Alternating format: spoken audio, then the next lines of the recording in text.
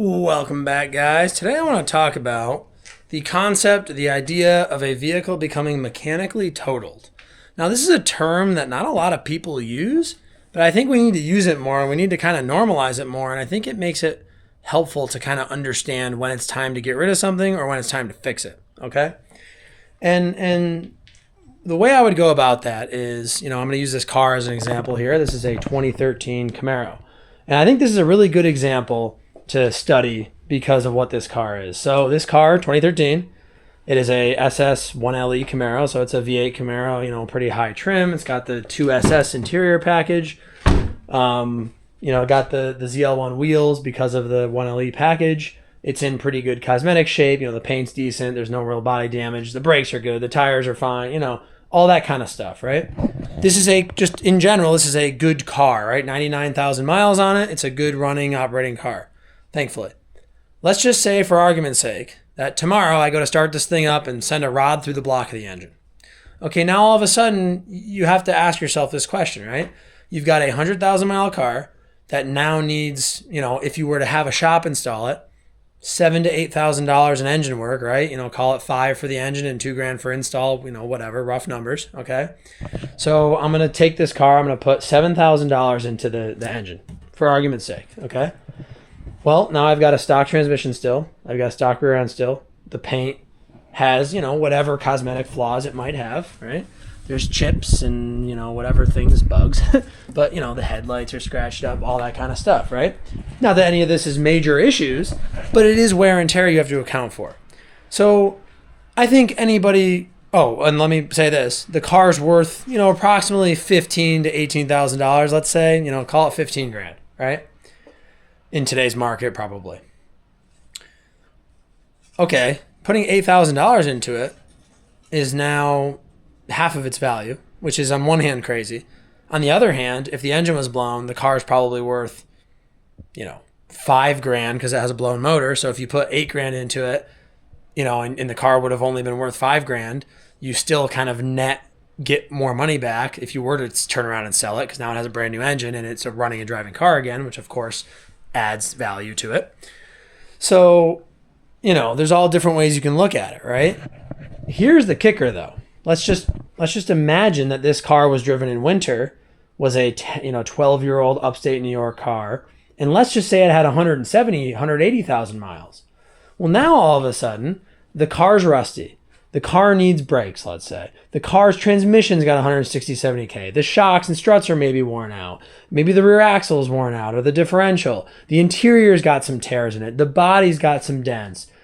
Now all of a sudden, that $8,000 is going into a $5,000 to $6,000 car. It's like that car is truly, I think, unarguably mechanically totaled, because you could put that engine in it and the thing is worth, like, it's crazy as this sounds, the car itself is then almost worth less than the engine, because like the labor of that engine install and the total value of that engine, even on day one, isn't really realized because you've now put it into the chassis.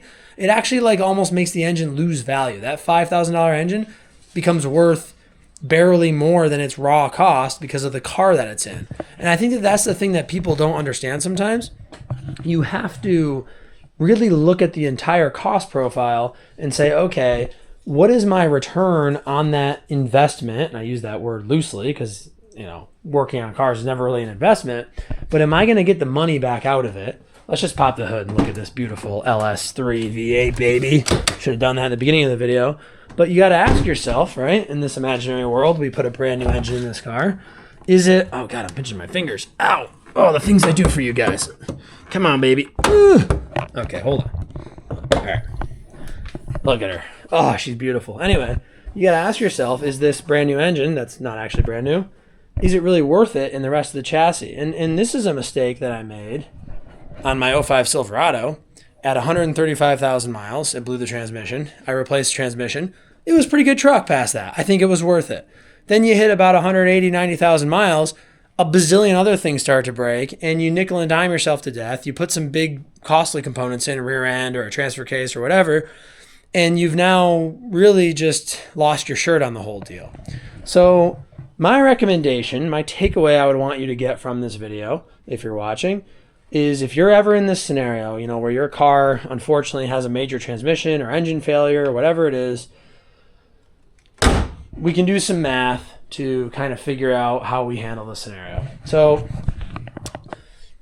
there's a couple things you got to do. Number one, get a mechanic or yourself if you're handy underneath the car, thoroughly evaluate everything else about the car. You got to learn what the car needs in that moment in time. How are the brakes, the tires, the struts, all the ball joints and the wheel bearings and all that kind of stuff.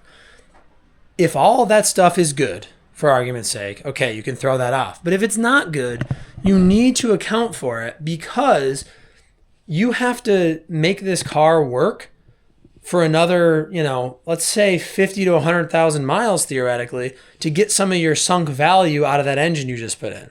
So you have to have a 50,000 mile cost plan for this vehicle to the best of your ability to justify it. So if you know you're going to need brakes and tires kind of don't count sometimes because they're a wear item, and brakes too, I guess. But especially the ball joints, the wheel bearings, stuff like that. If those things are starting to go, and they're going to go within 50,000 miles, or they're very likely to, you got to include them at least, right? Maybe not the tires and brakes. That's fine. But so now, okay, we did the engine. We got to do front wheel bearings. Let's just say you've got a torn driver's seat, and it's torn badly enough that you really want to replace it. So you got to do that. Maybe you've got some electrical issues you got to fix. Maybe your sunroof is leaking. Whatever it is, you've got all these things you got to take care of. Put that on a spreadsheet. So engine cost in this case, put all those peripherals on a spreadsheet.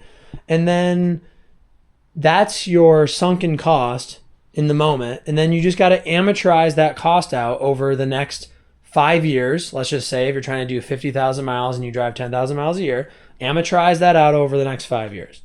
On top of that, I want you to add in a fudge factor for things you can't predict, like the transmission going out, and don't add the entire value of the transmission. Maybe you just add $1,000 extra in that equation. So now you're up to, say, $7,000 for the engine. Let's just say you identified $1,000 in extra parts and you bump $1,000 buffer on there. So $7,000, $8,000, $9,000. So $9,000 divided by 5 years. Based on the value of that vehicle now, the value of that vehicle in 5 years, and sinking $9,000 into it, does that equation make sense for you to put the engine in that car or not? And that part, I really can't give you numbers for because you have to decide if it makes sense to you financially, if you have the money for a down payment or to fully buy a newer car or whatever it is, how much you love the current car. That's up to you. But that's how you make a fact-based, logical financial decision. And you don't do what I did and just sink a bunch of money into a Silverado that doesn't actually need the work or that isn't worth doing, right? I was emotionally attached to it. That's beside the point. But, this car I'm not as emotionally attached to, so I would just get rid of it and buy a new one. The other option to keep in mind is if you're in this scenario and you're like, uh-oh, but it's too late. I already blew this motor. I gotta fix it before I can sell it, kind of like in the scenario I laid out. You can always put a junkyard engine in. You can consider that. There's risks to that. It will hurt resale to a degree if you're going to be honest and straightforward with it. That could be a nice blend. Get a $1,000, $2,000 junkyard engine with a warranty. Slap that sucker in there as long as it runs and drives good. Most buyers, I think, are going to be pretty comfortable with that if you disclose it all. And you'll get maybe you'll only lose $500 or $1,000 in the car's value, but you've spent way less money to get it running again, right? So that's an option too. It's a decent option. So I would just say, kind of find a good fact-based way to make that decision. And I think you'll find that you're much happier in the long run with that decision, and you won't, stand to regret it. And it'll just be healthier, for lack of a better term, for your wallet and your own kind of, contentness with the decision that you made. The other thing is, this whole concept of being mechanically totaled is not that hard to have happen anymore these days. And I say that because components in more modern vehicles, so this is a 2013, but I'm talking 23, are becoming a lot more expensive. So your fancy 10-speed transmission, they're $7-8 to replace. And the engines are maybe $10-15 to replace in a lot of these cars.